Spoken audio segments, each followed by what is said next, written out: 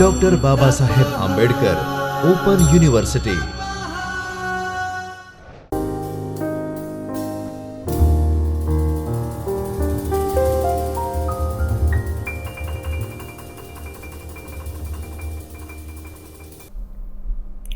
નમસ્તે મિત્રો doctor Baba Saheb Ambedkar open યુનિવર્સિટીના જ્યોતિર્મય પરિસર ખાતેના ચૈતન્ય સ્ટુડિયોમાંથી હું ડૉક્ટર ધવલ પંડ્યા આપનું સ્વાગત કરું છું। મિત્રો, આજે આપણે સેકન્ડ યર બીકોમનો એક વિષય ધંધાકીય સંચાલન 2, જેમાં ફાઇનાન્સની વાતો આવે છે, તેના અંતિમ યુનિટમાં, એટલે કે 8 નંબરના યુનિટમાં 8 નંબરના યુનિટનું અંતિમ વ્યાખ્યાન આજે આપણે લેશું, તેની વિશે સમજશું અને 8મું યુનિટ પૂર્ણ કરીશું। અગાઉનું લેક્ચર જે હતું એ નાણાં પ્રાપ્તિના સ્ત્રોત 8 નંબરનું યુનિટ, તેના જ કન્ટિન્યુએશનમાં આજનું વ્યાખ્યાન રહેશે। નાણાં પ્રાપ્તિના સ્ત્રોતમાં યુનિટની રૂપરેખા પહેલાં જોઈએ અને આજના લેક્ચરમાં આપણે શું શું સમજવાનું છે તેની વિશે થોડી માહિતી મેળવીએ। તો નાણાં પ્રાપ્તિના સ્ત્રોત ધંધાકીય સંચાલન 2 ફાઇનાન્સ 8 નંબરનું યુનિટ, 8.1 પ્રસ્તાવના, 8.2 ધંધાકીય નાણાકીય વ્યવસ્થા, 8.3 ધંધામાં નાણાંની જરૂરિયાતના હેતુઓ, 8.4 ધંધાકીય નાણાકીય વ્યવસ્થાના પ્રકાર, 8.5 નાણાંના સ્ત્રોત, 8.6 લાંબા ગાળા માટે નાણાં મેળવવાના સ્ત્રોત અને 8.7 અને અંતિમ ટૂંકા ગાળા માટે નાણાં મેળવવાના સ્ત્રોત અને છેલ્લે સ્વાધ્યાય। તો આ મિત્રો યુનિટની રૂપરેખા થઈ। હવે આપણે અગાઉના વ્યાખ્યાનમાં 8.5 સુધી સમજ્યા હતા નાણાંના સ્ત્રોત, એમાં લાંબા ગાળા માટે નાણાં મેળવવાના સ્ત્રોત પર આપણે આવ્યા હતા। આજે આપણે એ અધૂરો ટોપિક હતો, આજે આપણે 8.6 અને 8.7 આ 2 વિશે માહિતી મેળવશું અને વિષયને સમજવાનો પ્રયત્ન કરીશું। તો નાણાં પ્રાપ્તિના સ્ત્રોતમાં આપણે અગાઉ ક્યાં હતા એ જોઈ લઈએ।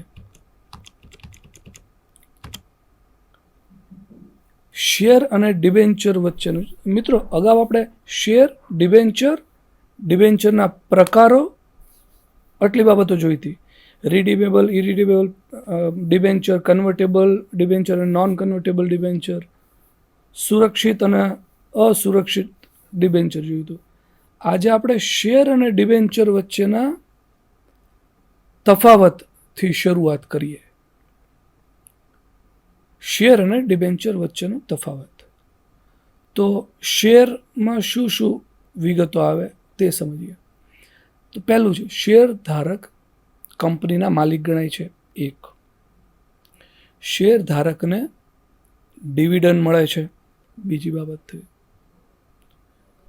ત્રીજું, શેર ધારકો પાસે મત આપવાનો અને કંપનીના સંચાલનમાં ભાગ લેવાનો હક છે, 3 બાબતો થઈ। ચોથી બાબત છે, મિત્રો જ્યારે કંપની ફડચામાં જાય ત્યારે ડિબેન્ચર ધારકો અને લેણદારોને નાણાં ચૂકવ્યા બાદ જ શેર મૂડી પરત કરવામાં આવે છે, બહુ જ મહત્વનું છે। 5મી બાબત છે, સામાન્ય રીતે જ્યારે કંપનીને નફો થાય ત્યારે ડિબેન્ચરના વ્યાજ કરતાં વધારે દરે ડિવિડન્ડની ચૂકવણી કરવામાં આવે છે। 6ઠ્ઠી બાબત છે, અનિશ્ચિત ડિવિડન્ડના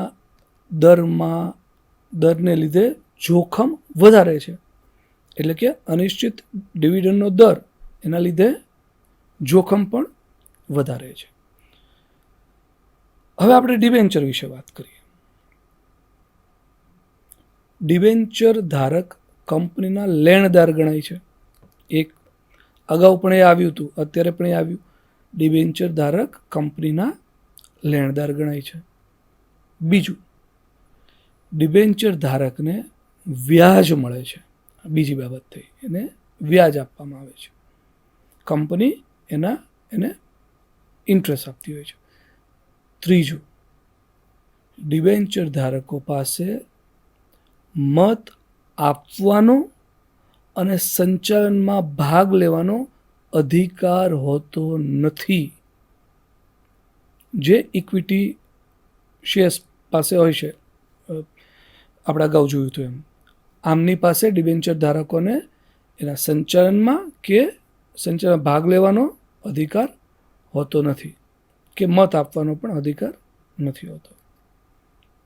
ચોથું, જ્યારે કંપની ફડચામાં જાય ત્યારે ડિબેન્ચર ધારકો નાણાં ચૂકવવામાં શેર ધારકો કરતાં એને પ્રાધાન્યતા આપવામાં આવે છે. છેલ્લે શેર ધારકોને આપવામાં આવે, ડિબેન્ચર ધારકોને પહેલા આપવામાં આવે છે. પાંચમું, ડિબેન્ચર પર વ્યાજનો દર એ ડિવિડન્ડ કરતાં ઓછો હોય છે. ડિબેન્ચરનો જે કોઈ વ્યાજનો દર હોય એ ડિવિડન્ડ હોય એની કરતાં ઓછો હોય છે. છઠ્ઠું, ચોક્કસ વ્યાજના દરના કારણે જોખમ ઓછું છે. આટલી બાબતો બાદ હવે આપણે વિશિષ્ટ નાણાકીય સંસ્થાઓ પાસેથી લોન વિશે વાત કરીએ. વિશિષ્ટ નાણાકીય સંસ્થાઓ પાસેથી લોન.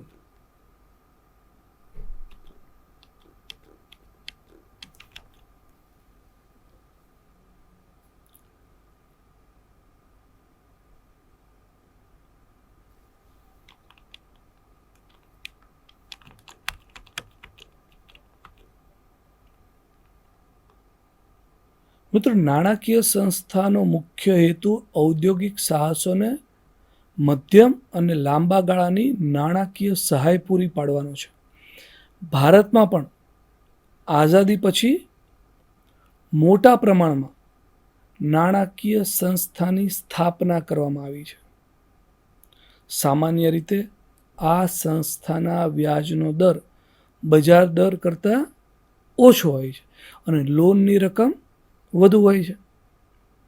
આ વિશિષ્ટ નાણાકીય સંસ્થા વધુમાં વધુ 25 વર્ષ માટે લોનનું ધિરાણ કરી શકે છે.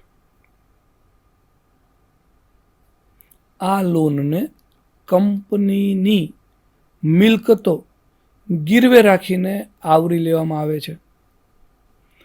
ભારતીય ઔદ્યોગિક નાણાકીય નિગમ, રાજ્ય નાણાકીય નિગમ, રાજ્ય ઔદ્યોગિક વિકાસ નિગમ, આ બધી વિશિષ્ટ નાણાકીય સંસ્થાઓ છે જે ઉદ્યોગોના વિસ્તરણ અને આધુનિકરણ માટે અને નવા સાહસોની સ્થાપના કરવા માટે નાણાં પૂરા પાડે છે.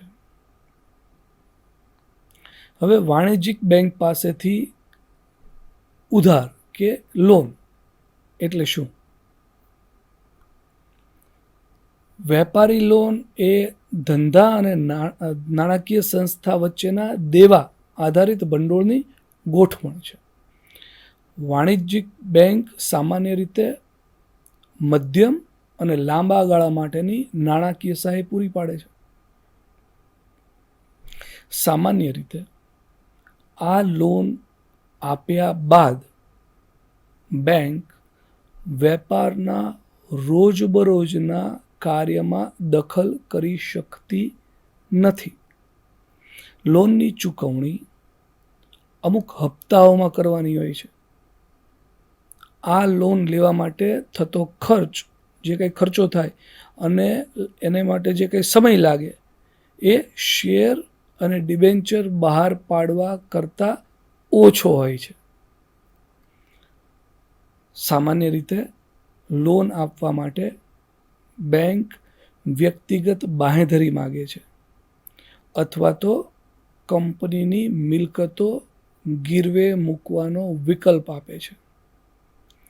ઘણીવાર બેંક્સ પાસેથી નાણાં લેવા માટે ઘણી ઔપચારિકતા પૂરી કરવી પડે છે, જે ઘણો સમય માગી લે છે.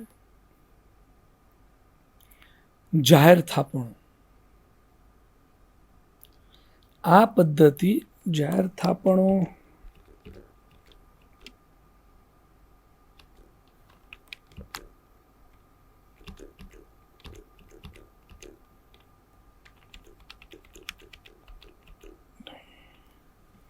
જાહેર થાપણો આ પદ્ધતિ મધ્યમ અને લાંબા ગાળા માટેની નાણાકીય સહાય માટે ખૂબ જ સરળ છે.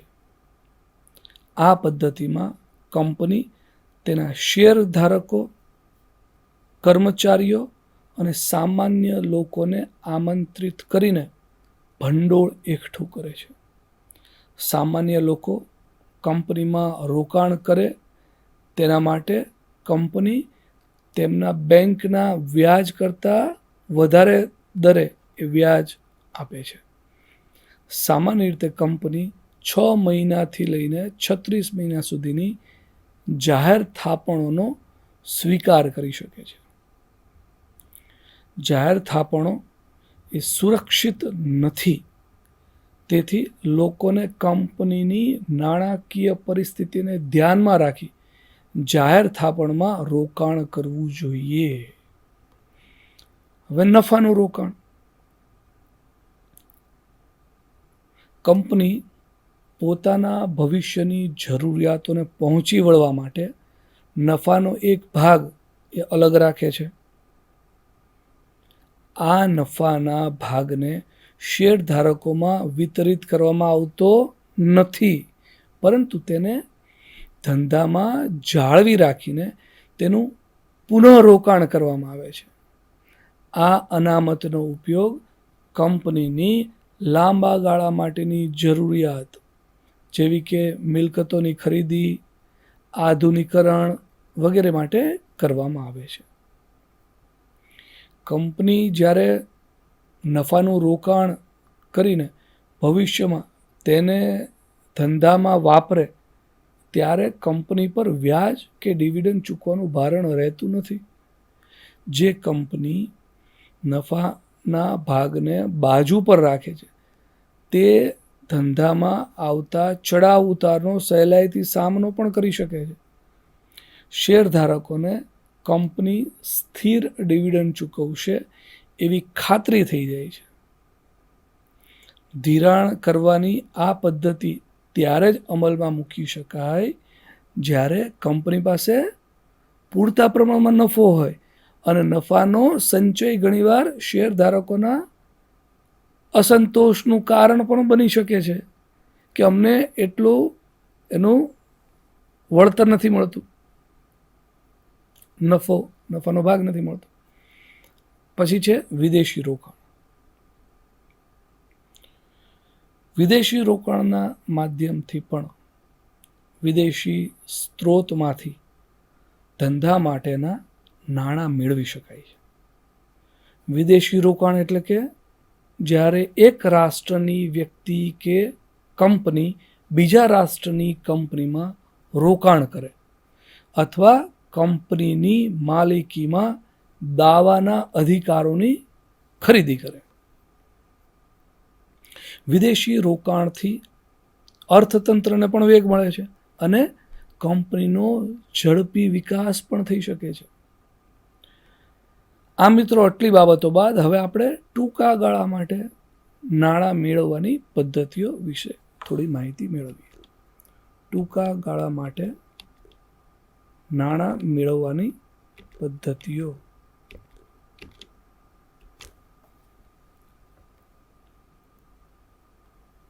ટૂંકા ગાળા માટે નાણાં મેળવવાની કઈ કઈ પદ્ધતિઓ છે? તો એક છે વેપાર ધિરાણ, બીજું છે બેંક ધિરાણ, એમાં રોકડ ધિરાણ, બેંકનો ઓવરડ્રાફ્ટ, બિલમાં વટાવ આપવો, આ બધી બાબતોનો સમાવેશ થાય છે. ત્યારબાદ ફેક્ટરિંગ, ચોથું છે ગ્રાહકો દ્વારા અગાઉથી ચૂકવણી, અને પાંચમું છે અસંગઠિત શાખા દ્વારા ધિરાણ. તો શરૂઆત કરીએ વેપાર ધિરાણથી. મિત્રો, સામાન્ય રીતે આ ધિરાણ એ કાચા માલના ઉત્પાદકો અથવા તો વેપારીઓ દ્વારા કરવામાં આવે છે. કાચા માલના ઉત્પાદકો હોય અથવા તો વેપારીઓ કરતા હોય છે. સામાન્ય રીતે આ ઉત્પાદકો અને વેપારીઓ ધંધા માટે સામગ્રી તૈયાર કરવા કે ઘટકો પૂરા પાડતા હોય છે. આને કારણે જ્યારે વેપારી દ્વારા આ માલ પહોંચાડવામાં આવે છે ત્યારે માલની કિંમતની ચૂકવણી તરત થઈ શકતી નથી, પરંતુ તેના માટે 30 દિવસથી લઈને 90 દિવસ સુધીનો સમય લેવામાં આવે છે. 30 દિવસથી લઈને 90 દિવસનો સમય લેવામાં આવે છે. આ પ્રકારનું જે કંઈ ધિરાણ હોય, કોઈ રોકડ ભંડોળ તો એ ઊભું કરતું નથી, પરંતુ રોકડ ચૂકવણી કર્યા વગર ખરીદી કરવાની સુવિધા આપે છે. આ ધિરાણ ટૂંકા ગાળા માટે નાણાં મેળવવાનો લોકપ્રિય સ્ત્રોત છે. બીજું, બેંક ધિરાણ. સામાન્ય રીતે બેંક પણ ટૂંકા ગાળા માટે નાણાંનું ધિરાણ કરે છે. લોન આપવી, નાણાં ધીરવા, આ બધી બાબતો. જ્યારે અમુક ચોક્કસ રકમ નિયત સમયને ધ્યાનમાં રાખીને બેંક દ્વારા આપવામાં આવે તેને બેંક ધિરાણ કહેવામાં આવે છે. આ ધિરાણ એક અલગ ખાતામાં એને રાખવામાં આવે છે અને લોન લેનારે તે સમગ્ર રકમ ઉપર વ્યાજ ચૂકવવાનું હોય છે. સામાન્ય રીતે મિલકતોની સુરક્ષા સામે લોન આપવામાં આવે છે. રોકડ ધિરાણ. આ એક એવી વ્યવસ્થા છે કે જેમાં બેંક નાણાં ઉછીના લેનારને અમુક ચોક્કસ રકમ સુધી નાણાં ધીરવાની ખાતરી આપે છે. નાણાં ધીરવાની એક મર્યાદા એ નક્કી કરવામાં આવે છે. આ મર્યાદાને ધ્યાનમાં રાખીને નાણાં ઉછીના લેનાર ધિરાણ લઈ શકે છે અને તેની ચૂકવણી કરીને ફરીથી એ મર્યાદા સુધીનું ધિરાણ લઈ શકે છે. સામાન્ય રીતે આ ધિરાણ પણ માલ અથવા તો મિલકતની સામે એ આપવામાં આવે છે. હવે બેંક ઓવરડ્રાફ્ટ. બેંક ધિરાણમાં બેંક ઓવરડ્રાફ્ટ. મિત્રો, જ્યારે બેંક તેના ખાતેદારને પોતાના ખાતામાં હોય તેના કરતાં વધારે રકમ, ખાતામાં હોય તેના કરતાં વધુ રકમ ઉપાડવાની મંજૂરી આપે તેને બેંક ઓવરડ્રાફ્ટ કહે છે. આપણે બધા એનાથી વાકેફ છીએ. તે વ્યક્તિની શાખ કે ધંધાની શાખ જોઈને આપવામાં આવે છે. ફક્ત ઓવરડ્રાફ્ટની રકમ ઉપર જ વ્યાજ ચૂકવવાનું હોય છે. હવે બિલમાં વટાવો આપવો. બિલમાં વટાવો આપવો એટલે શું?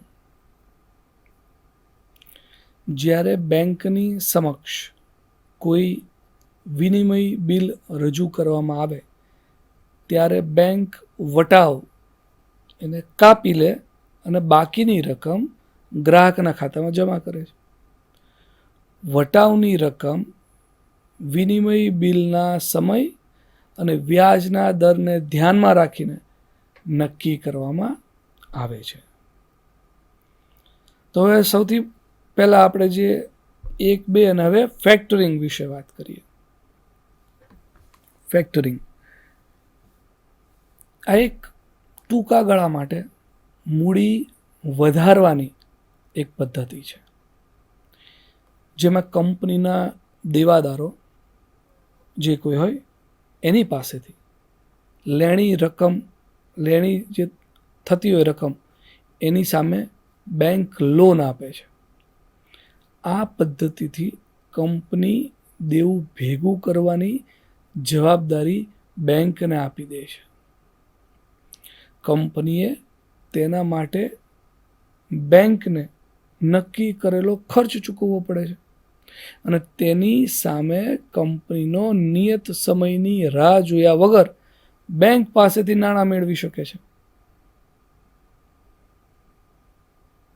ચોથી બાબત, ગ્રાહકો દ્વારા અગાઉથી ચૂકવણી.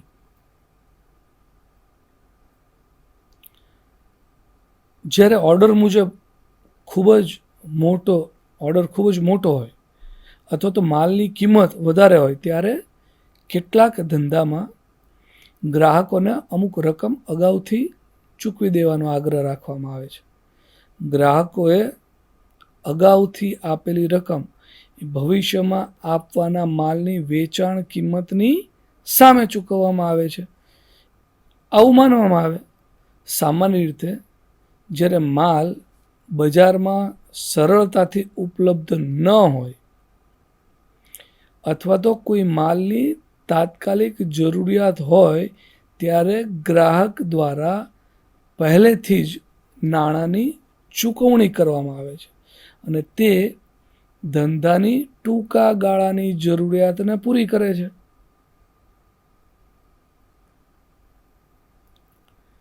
પાંચમું, અસંગઠિત શાખા દ્વારા ધિરાણ. મિત્રો, ઉદ્યોગપતિની પાસે હંમેશા અસંગઠિત વિભાગ પાસેથી પણ નાણાં મેળવવાનો એક વિકલ્પ ઉપલબ્ધ હોય છે.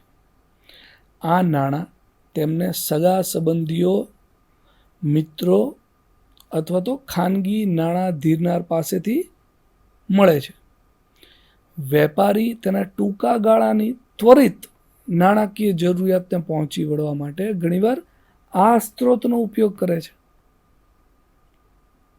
સામાન્ય રીતે તે કંપનીની મિલકતો અથવા તો અંગત મિલકતોની સામે એ આપવામાં આવે છે. અસંગઠિત વિભાગ દ્વારા જે નાણાં ધીરવામાં આવે છે તેના પર ઘણા ઊંચા દરે વ્યાજ ચૂકવવું પડે છે. એટલે ભાગ્યે જ અથવા તો ખૂબ જ આવશ્યકતા હોય ત્યારે જ આ સ્ત્રોતનો ઉપયોગ કરવામાં આવે છે. મિત્રો, બેંક ધિરાણ માટે જરૂરી બાંહેધરી, જામીનગીરી. બેંક દ્વારા ધિરાણ હંમેશા અમુક સુરક્ષાના આધારે આપવામાં આવે છે. પહેલું, વ્યક્તિગત બાંહેધરી. બીજું, મિલકતોની જામીનગીરી.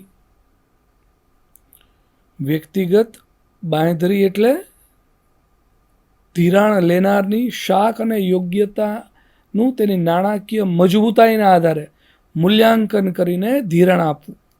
તેમાં બેંક તેની સાથે થયેલ ભૂતકાળના સોદા અને વર્તમાન પરિસ્થિતિ બંનેનું અવલોકન કરીને ધિરાણની રકમ એ નક્કી કરે છે. બેંક જ્યારે કાચા માલ સામે અથવા તો તૈયાર થયેલ માલ સામે કંપનીના શેર, કંપનીની બાંધી મુદતની થાપણ, જીવન વીમા પોલિસી, કિંમતી ઘરેણાં અથવા તો ધાતુઓ, રેલવે કે વખાર, ગોડાઉન તેની રસીદની સામે ધિરાણ કરે ત્યારે તેને મિલકતોની જામીનગીરી સામે મળેલું ધિરાણ કહેવામાં આવે છે. મિત્રો, આટલી બાબતો પૂર્ણ થતાં આપણું આ યુનિટ પણ પૂર્ણ થાય છે. હવે આપણે સ્વાધ્યાય જોઈએ. સ્વાધ્યાયમાં મુખ્ય કયા કયા પ્રશ્નો છે તે હું એકવાર બોલી જાઉં છું, પછી આપણે સ્ક્રીન પર જોઈ લઈશું. તો એવો પ્રશ્ન આવી શકે કે નાણાકીય વ્યવસ્થા એટલે શું? બીજો પ્રશ્ન, ધંધામાં નાણાકીય જરૂરિયાતના મુખ્ય ઉદ્દેશો જણાવો. ત્રીજો પ્રશ્ન એવો આવે કે ધંધામાં નાણાકીય વ્યવસ્થાના પ્રકાર જણાવો. એ જ રીતે પછી પ્રશ્ન એવો પણ આવી શકે કે ધંધામાં નાણાં મેળવવાના મુખ્ય સ્ત્રોત જણાવો. આંતરિક સ્ત્રોત, બાહ્ય સ્ત્રોત આપણે જોઈએ. લાંબા ગાળાની મૂડી મેળવવા માટેના મુખ્ય સ્ત્રોત જણાવો, આવું પણ આવે. એ જ રીતે ટૂંકા ગાળાની મૂડી મેળવવા માટેના મુખ્ય સ્ત્રોત જણાવો. તફાવત લખો, તેવું પણ આવે કે તફાવતમાં ઇક્વિટી શેર અને પ્રેફરન્સ શેર વચ્ચેનો તફાવત આપો, તફાવત લખો. શેર અને ડિબેન્ચરનો તફાવત લખો. આ ઉપરાંત ટૂંકનોંધ, તો ટૂંકનોંધ કેવી કેવી આવી શકે કે ધંધામાં નાણાંનું મહત્ત્વ, આવી ટૂંકનોંધ આવી શકે.